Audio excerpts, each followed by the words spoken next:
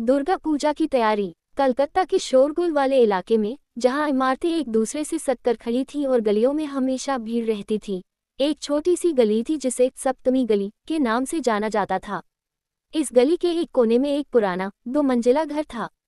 इस घर में सुधीर अपनी पत्नी लता और अपने 2 बच्चों रानी और रवि के साथ रहता था।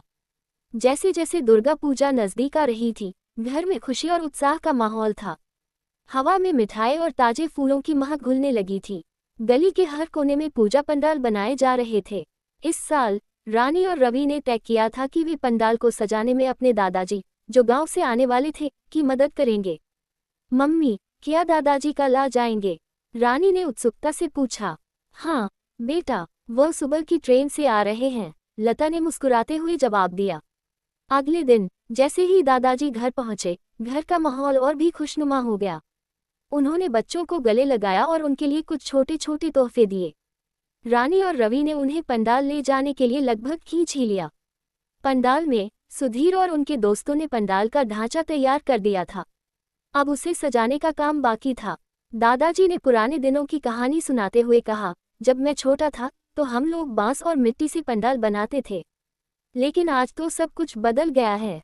रवि ने कहा, लेकिन दादाजी, हम लोग इसे सबसे अच्छा बनाएंगे।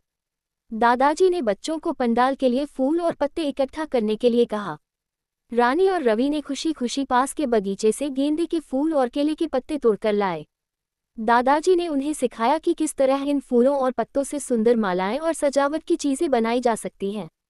दोपहर में सुधीर ने कारीगरों से मूर्तियों को रंगने के लिए बुलाया। जैसे जैसे कारीगरों ने माँ दुर्गा की मूर्ति को रंगना शुरू किया, उनका अद्भुत रूप सामने आने लगा।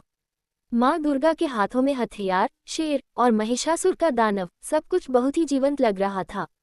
शाम तक पंडाल पूरी तरह से सज चुका था।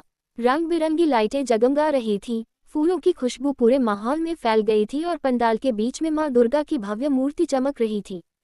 सुधीर, लता, दादाजी, रानी और रवि ने मिलकर अपने काम को देखा और महसूस किया कि यह सिर्फ एक पंडाल नहीं, बल्कि उनकी मेहनत, प्यार और परिवार के बंधन का प्रतीक था।